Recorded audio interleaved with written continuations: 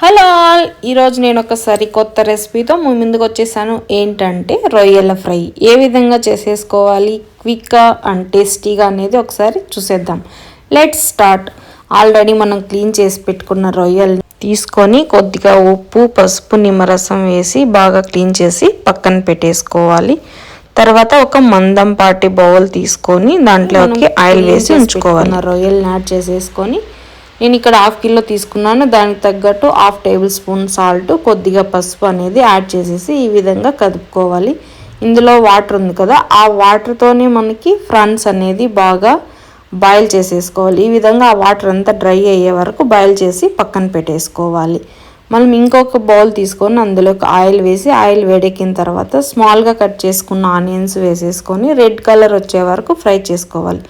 తర్వాత మనకు కావాల్సిన క్వాంటిటీని బట్టి మనం టమోటాలని కూడా స్మాల్ పీసెస్గా కట్ చేసేసుకొని బాగా ఫ్రై చేసుకోవాలి. ఈ విధంగా బాగా మనకు టమోటాలు అనేది మెత్తగా అయిపోయాయంటే అప్పుడు మనకు గ్రేవీ అనేది మంచిగా వస్తుంది. ఇప్పుడు దానికి తగ్గట్టు మనము చిల్లీ పౌడర్ ఒక టేబుల్ స్పూన్ యాడ్ చేశాను. కొంచెం స్పైసీగా ఉంటేనే బాగుంటుంది కాబట్టి ఫ్రాన్స్ ఫ్రై అనేది. తర్వాత ఇక్కడ మళ్ళీ కొద్దిగా సాల్ట్ అనేది యాడ్ చేసుకోవాలి. తర్వాత పసుపు, ధనియా పౌడర్ 3 యాడ్ చేసేసుకొని కదుపుకోవాలి. ఇవన్నీ స్టార్టింగ్లోనే వేస్తే మనకి మాడ్ అనేది వచ్చేస్తుంది కర్రీ. ఇక్కడ వచ్చేసి కొద్దిగా అల్లం వెల్లుల్లి 2 లవంగాలు దంచి పెట్టేసుకొని ఈ విధంగా యాడ్ చేసేసుకొని అన్నిటినీ కలిపి మనము బాగా ఈ విధంగా మాడెక్కకుండా కలిపెట్టుకోవాలి. తర్వాత మనము ఆల్రెడీ రొయ్యల్ని బాయిల్ చేసి సైడ్ పెట్టుకున్నాం కదా, ఆ రొయ్యల్ పీసెస్ని అందరినీ ఇందులో యాడ్ చేసేసుకోవాలి. చాలా టేస్టీగా ఉంటుంది కర్రీ మాత్రము. మీరు ఒకసారి ట్రై చేయండి. ఈ విధంగా యాడ్ చేసేసుకున్న తర్వాత వీటిని ఒక 5 to 7 మినిట్స్ ఈ విధంగా కలుపుకుంటూ సిమ్లోనే పెట్టుకొని బాయిల్ చేసుకోవాలి. అప్పుడే మనకు దాంట్లో ఉన్న మసాలా ఫ్లేవర్ అంతా మనకి ఫ్రాన్స్కి అనేది వెళ్ళి చాలా టేస్టీగా అనిపిస్తుంది. జనరల్గా అయితే నేను ఈ డ్రై ఫ్రాన్స్ కర్రీ వచ్చేసి చపాతీతోనే టేస్ట్ చేస్తాము. చాలా ఎమ్మీగా ఉంటుంది.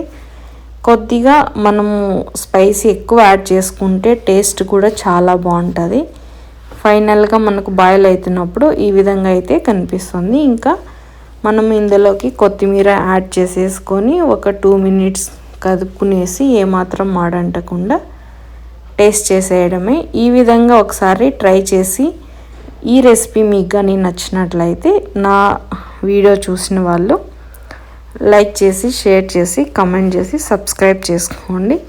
మనకి ఫైనల్ లుక్ అయితే కర్రీ ఈ విధంగా వచ్చేసింది. చూడ్డానికి చాలా ఎమ్మీగా ఉంది.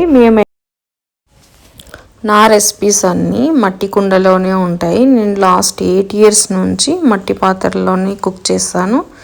చాలా టేస్టీగా ఉంటాయి. హెల్త్ వైజ్ కూడా చాలా బెనిఫిట్ ఉంటుంది మట్టి కుండల్లో వండి తినడం వల్ల. నా ఛానల్ ఫస్ట్ టైం చూస్తున్నట్లయితే ఈ వీడియో చూసి like, share, subscribe. Thank you for your watching. Last ఈ ప్రీవియస్ వీడియోస్ కూడా నా మట్టి కుండల్లోనే ఉంటాయి. ఒకసారి చూసి